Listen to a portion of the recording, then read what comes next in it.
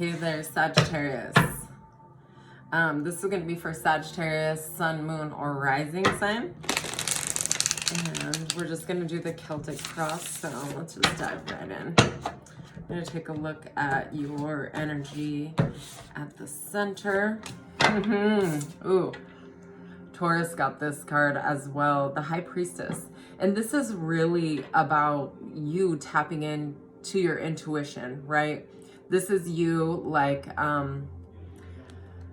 you may even be getting like messages and not know like why you're getting certain impressions or whatever. Like, this is you like really like gaining more intuitive insight, okay? Opening up.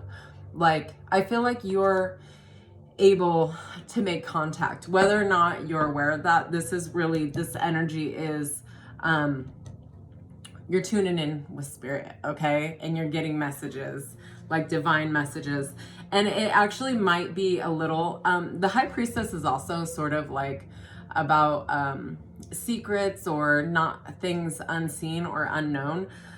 So I think like this could be also like you being a little bit more reserved, a little bit more keeping to yourself, or maybe there's some things that you're like keeping hidden. Sagittarius. What's blocking that energy is, this is interesting, not necessarily blocking, but crossing, okay? So this energy actually could even be like amplifying. I feel like this is the six, I don't feel like this is the Six of Swords, okay? But I feel like this could be about traveling. A lot of Sagittariuses, they need to get around. They need to have movement. They need to be doing something new and fresh, right? And the Six of Swords is a card about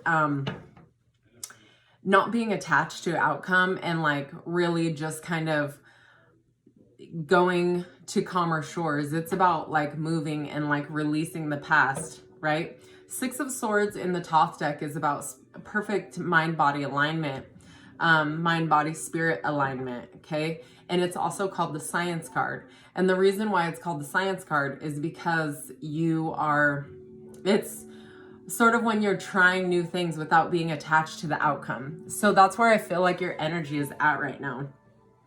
And when I also feel like with the High Priestess and the Six of Swords, it's almost like I feel, actually, it's funny because I actually feel like these two cards are like amplifying each other, if that makes sense. Like the sort of detachment is allowing you to open up more spiritually, right? To get more spiritual insight and downloads.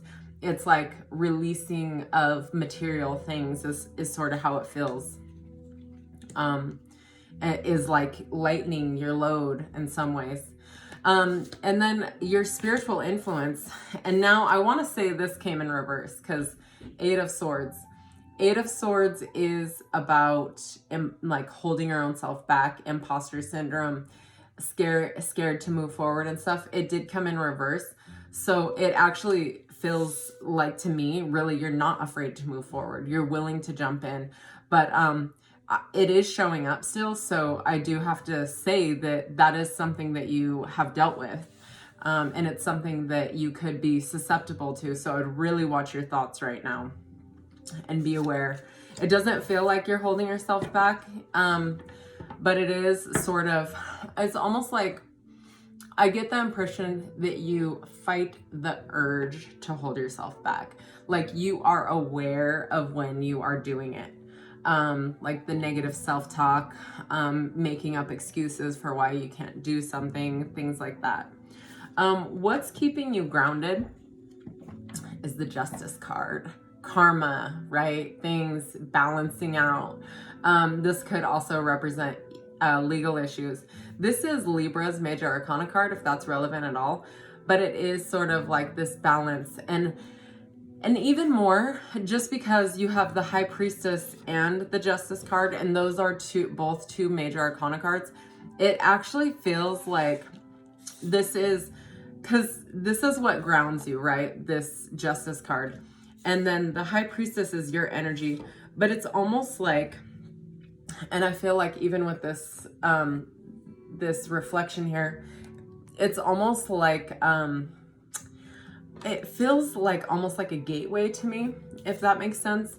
Like a gateway between like the real, I say, but between the two worlds, right? And we like spirituality. I feel like there's more than that, but it's a gateway between here, this material world, and the spirit world, okay? I feel like you're bridging the gap in some way currently. So recent past, Two of Wands, you may have rushed into something that was completed way too fast, and you're looking back and you're like, oh man, I shouldn't have rushed through that. But Two of Wands is about possibilities. So what can you do in the future? Move more slowly, take your time, right? Two of Wands, things that you want to create, but it's like you've already accomplished so much. Two of Wands is, she's sitting in a place of comfort, but it is allowing her to focus on what she wants in the future. It is though, and this is you, and I feel like it's before you make a move, I feel like you're still sitting there, but it's making you feel a certain type of way, okay? Because these energies, also, this is recent past, right? The Two of Wands, but then the Five of Pentacles is what's to come. And I feel like that's here as a warning for what's to come, because the Two of Wands, it's like you're sitting still. You may even feel a little bit trapped where you're at. And then within that Two of Wands, okay? But that Two of Wands, if you're not moving, you're not going anywhere. Again, my Sagittarius, they like to move around. We got the Five of Pentacles. And I feel like this is here as a warning because this is your future card. And the Five of Pentacles is a card about being left out in the cold, or yeah, it's kind of like feels like you're left out of the fun or something like that. Five of Pentacles is all you have to do is participate. The key is sitting right here. The key is right there, and the keyhole is right there. And all she has to do is turn around and go through the door, and then you're a part of it. You're in the inside. You're not left out in the cold anymore by yourself. So I feel like that's a warning, because it's almost like you're over here, Two of Wands energy, like you rushed into something and now you're like looking at like, did I make the right decision? And then you linger in that energy, and that's where the Five of Pentacles comes in, okay? That's really the impression that I'm getting. So the Five of Pentacles is a warning. You don't need to feel like that. But so be aware of that energy. When it comes to house and home, this is great. Ten of Pentacles. This is a really good card to get in the house and home, because Ten of Pentacles is about a happy family. It's also about material wealth, like having all that you need. It's family, legacy, right? Stability, secure, comfortable, like home is Gucci right now. Okay, cool. And then for hopes and fears, hopes and fears, this makes so much sense to me. Seven of Cups, it would totally be a hope and fear, because you want to have a lot of choices, but then like when you have a lot of choices, it's like, which do I pick? What do I pick? Like, then it's too many choices, right? So this is a hope and fear. Like, you want to have all your options open all the time. Who doesn't?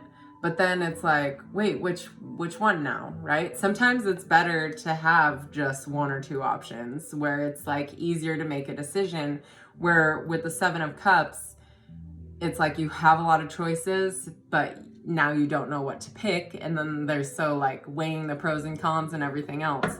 So this is like hopes and fears for the future. Like, what do you want to pursue? Ooh. And then this card, the Moon, is the aid or hindrance to the next card, which is the Queen of Cups. Of course, this is going to be an aid to the Queen of Cups. This is some strong Pisces emotionality energy right here, okay? The Moon card can represent, to me, it definitely represents seeing things in a new light, seeing things in a new way. You see she's underwater, and the way the light refracts in water is much different than it does in the air. So I love that it has someone underwater, but also with the moon card, a lot of times there's a path to the moon and there's two tall pillars on either side, and it really represents walking through a portal, and like the journey is set in front of you and it is a clear path, but it's really easy to get lost. But every time you go in a certain direction, it's kind of like you're scooted back on this clear path. And on this path, you do not know where it ends, right? It's just sort of, you only see the next couple steps maybe, and you have to just keep moving forward to see what comes out of it, okay? If that makes sense. It does to me. I'm getting chills for you because it's like sort of like, it's almost like, it's the journey that you're meant to take. And the Queen of Cups is here. And the Queen of Cups is coming in your future. The Queen of Cups is someone who really values her emotions. Now that could be your energy, or it could be someone else coming in your future that could assist you with something. But, and it could be Cancer, Pisces, or Scorpio. Doesn't have to be. In fact, I actually think that this is more having to do with your energy, or someone that is going to help you get in touch more with your emotions, if that makes sense. It's interesting because even with, because you do have some cup energy, and even with the swords energy, you have all this water beneath you that you're traveling over with the Six of Swords, crossing that High Priestess. So I do feel like your emotions and intuition are playing a really big part in your life right now, which is actually really awesome, because I feel like it is guiding you towards some destination that you actually are seeking, something that you might not even be aware that you're seeking. And even as I'm saying this on the bottom, I just have to say it because the Fool's at the bottom, right? So, jump in, do the new thing. Like, again, that could be another card of travel for you, Sag. Let's see. And then we're going to pull just one oracle card. This is my little chakra oracle deck. And it says root chakra, safety. In the hurricane of life, a strong foundation will keep you safe. I actually think this is amazing too, because regardless of if you're traveling or whatever you have going on, like staying safe, if that is an issue for you, I feel like safety isn't necessarily about like the hurricane of life, right? I feel like it has to do with like you're safe emotionally, okay? And I feel like this Queen of Cups is someone that is coming in that's going to teach you and show you that you can be safe emotionally. So anyway, thank you, Sagittarius. Love you.